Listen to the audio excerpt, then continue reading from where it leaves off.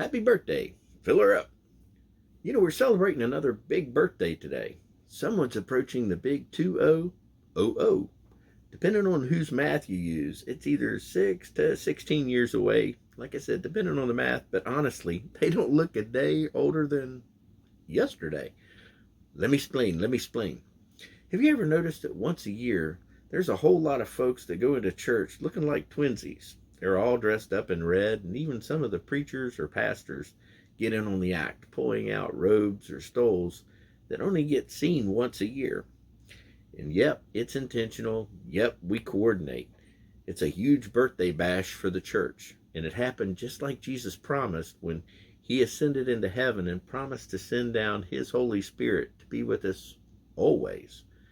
You know, as a youth educator, I do get into the symbolism of why we wear red for the kids once a year. Why we wear red for the kids once a year. And if you're interested in learning about that lesson, please DM me and I'll be happy to share.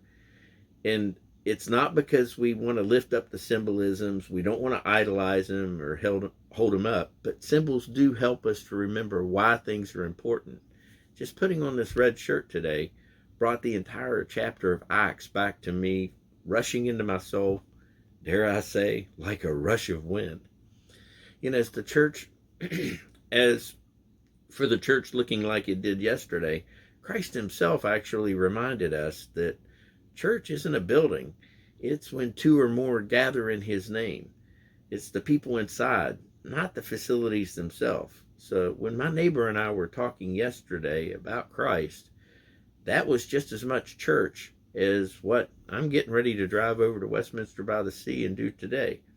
So both filled, both the Holy Spirit, both meant to lift Christ up in glory.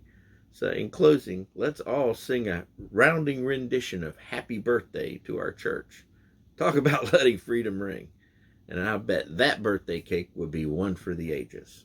The Bible verses today are Acts chapter 2. That's the birthday for the church. And Matthew